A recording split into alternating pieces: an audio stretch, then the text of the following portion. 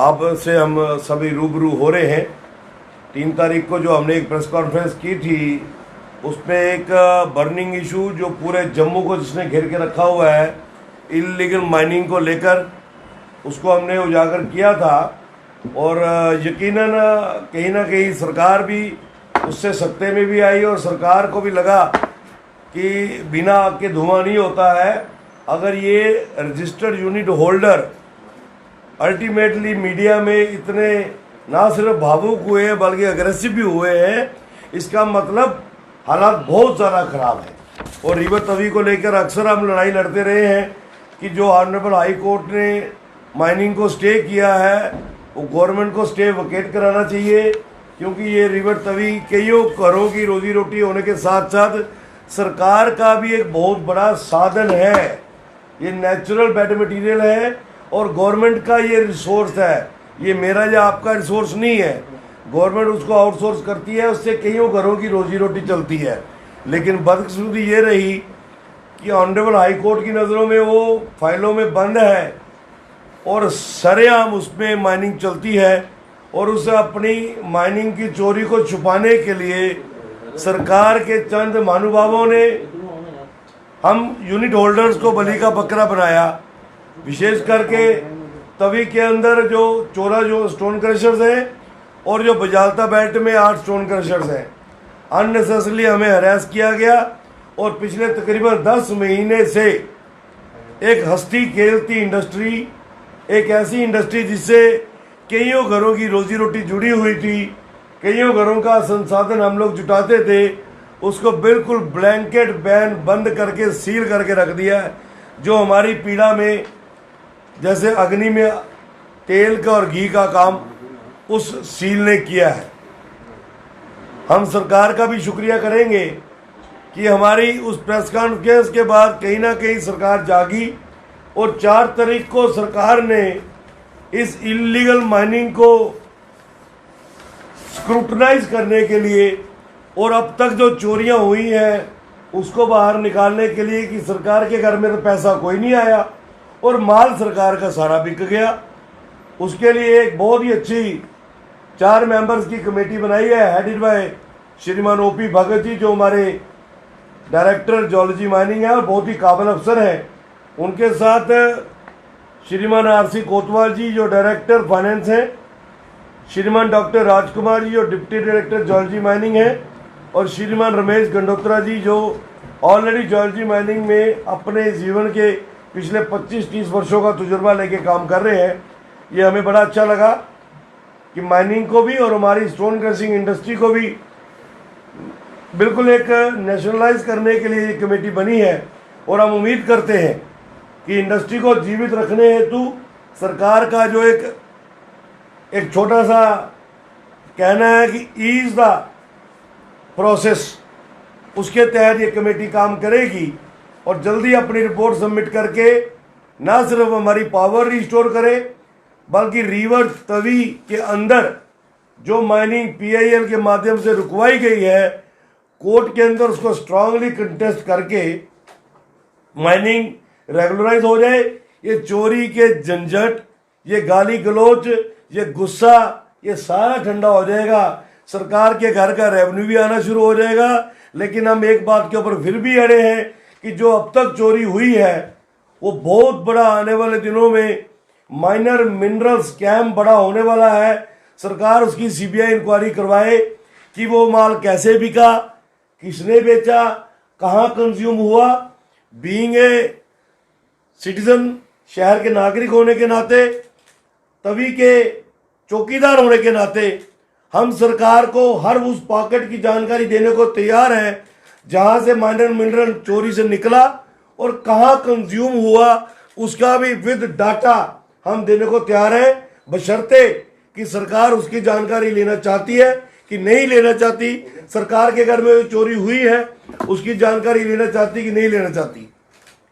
मित्रों, हमने उस दिन जो जियोलॉजी माइनिंग डिपार्टमेंट के हमारे डीएमओ जम्मू पे एलिगेशंस लगाए थे, उन एलिगेशंस को ऑथेंटिकेट किया हमारी ऑनरेबल हाई कोर्ट ने, जस्टिफाई किया हमारे साथ, हमें इंसाफ दिया कि हम जो लड़ाई लड़ रहे हैं एक तो हमारी यूनिट इंडस्ट्री को बंद कर रखा है 10 महीने से।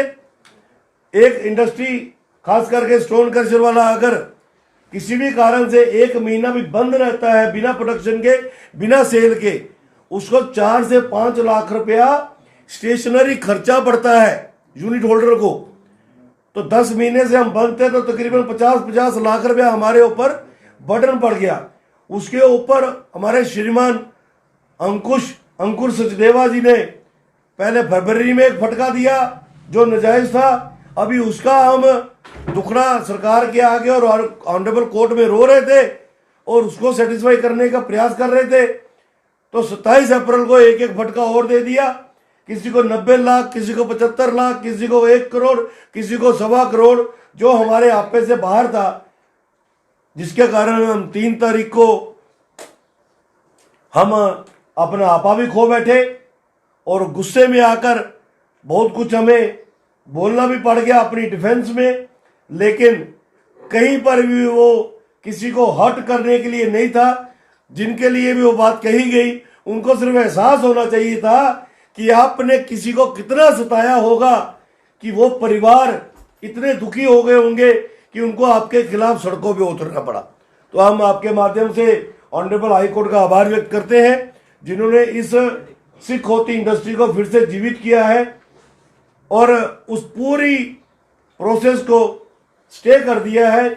मैं ज़रूर चाहूँगा कि जो हमारे लॉयर्स डिपार्टमेंट ऑफ ज्योलॉजी माइनिंग को कोर्ट में रिप्रेजेंट कर रहे हैं वो ऑनरेबल कोर्ट के उस वर्जन का ऑनर करे और ऑनरेबल कोर्ट को ज़रूर डिफेंस में लेकर ये बात अगली तारीख पे रखें कि जनाब इस स्टे को कंटिन्यू कीजिए या फिर इस ऑर्डर को आप क्वैश कर दीजिए। मित्रों, इस माइनिंग के दौरान, इलीगल माइनिंग के दौरान हमने आपसे कहा था कि डीएमओ साहिबान कुछ भी अकेले नहीं कर रहे हैं, उसके पीछे बहुत बड़ी कोई ताकत है। वो बड़ा ही सीधा साधा सरल सा बच्चा है और मुझे लगता है कि उसकी बॉडी को देख के तो दूसरे को लगता ही नहीं होगा कि ये किसी न किसी तरीके से कहीं तानाशाही कर सकता होगा। लेकिन उसके पार्ट में सबसे बड़ी नालायकी जो हमें लगती है वो ये कि बीइंग ए डीएमओ उसको अपना एयर कंडीशन ऑफिस और अपनी एयर कंडीशन गाड़ी, इन 2 कामों के अलावा वो कुछ नहीं करता है। जबकि मैं भी इस इंडस्ट्री से जुड़ा हूं, पिछले 25 वर्षों से हम सभी जुड़े हुए हैं और 10 डीएमओ के साथ हमने काम किया है। डीएमओ को अपने इलाके में होना होता है, जो उसके पास इलाका होता है। दिन रात की रखवाली उस प्रोडक्ट की करनी पड़ती है, माइनर मिनरल की, जिसके लिए उसको माइनिंग अफसर लगाया होता है। लेकिन हमें अफसोस लगता है कि हमारे डीएमओ भाई साहब अधिकतर समय अपना मोबाइल पे या अपने एयर कंडीशन ऑफिस पे या गाड़ी में लगाते हैं।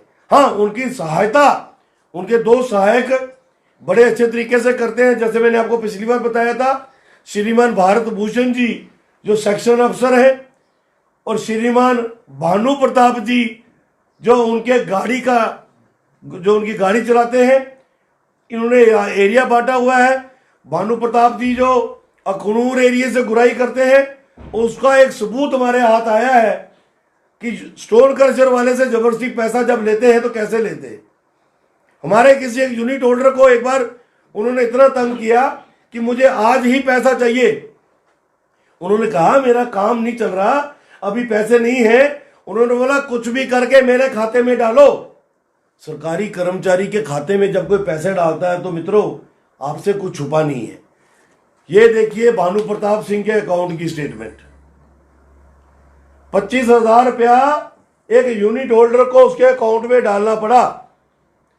कोई खुशी से किसी के खाते में पैसे ऐसे नहीं डालता, और वो भी कर्मचारी। रैंक देखो उसका क्या है, ड्राइवर, डीएमओ का ड्राइवर। वो कहीं कमिश्नर सेक्रेटरी का ड्राइवर होता तो हमें लगता था कि भैया अप्रोच वाला आदमी है। एक डीएमओ का ड्राइवर क्रशर वाले से अपने खाते में पैसे मंगवा रहा है। अब आप इसको कैसे गवर्नमेंट तक पहुंचाते हैं, क्योंकि आईना आपने दिखाना होता है, वो आपका काम है। हम शुक्रगुजार हैं डायरेक्टर ज्योलॉजी माइनिंग के कि हमारी प्रेस कॉन्फ्रेंस के बाद उन्होंने ये जो सरगना एक गैंग चला हुआ है अंडर द बेल्ट ऑफ हमारे डीएमओ श्रीमान अंकुर सचदेवा जी, भारत भूषण जो सेक्शन अफसर है, जो बजालता के अंदर तूते दिखुई, हमारे फ्लाई मंडाल में जितना भी एरिया है, जो भी पॉइंट से यहाँ से गाड़ियां निकलती हैं, वहां से उगाई करता था, आरएसपुरा से उगाई करता था, उसको इन्होंने इमीडिएटली जो है 5 तारीख को अटैच कर दिया विद स्ट्रिक्ट इंस्ट्रक्शंस कि वो फील्ड में कहीं नहीं जाएगा और डायरेक्टर ऑफिस में बैठ के डायरेक्टर के दिशा अनुसार काम करेगा। तो ये हमारे इशू को हाईलाइट करने के बाद कुछ बातें सामने आई हैं जो आपके साथ आज हमें साझी करनी थी, वो मैंने की है। इसके अलावा हम अपनी लड़ाई सिर्फ स्टोन क्रशर्स वाले ही नहीं, इलीगल माइनिंग के खिलाफ जो लड़ाई है वो हम जारी रखेंगे तब तक जब तक तवी को पूरा रैशनलाइज करके ओपनली खोल नहीं दिया जाता, हर परिवार के लिए, हर ट्रॉली वाले के लिए, हर टिप्पर वाले के लिए, यहां तक कि हर घोड़े और खच्चर वाले के लिए भी। और जब तक ये जो अब तक मटेरियल चोरी हुआ है इसकी सीबीआई इंक्वायरी करा के सरकार के घर में वो 300-350 करोड़ रुपया वापस नहीं लिया जाता, इलीगल माइनिंग के खिलाफ हम ये लड़ाई अपनी जारी रखेंगे। धन्यवाद।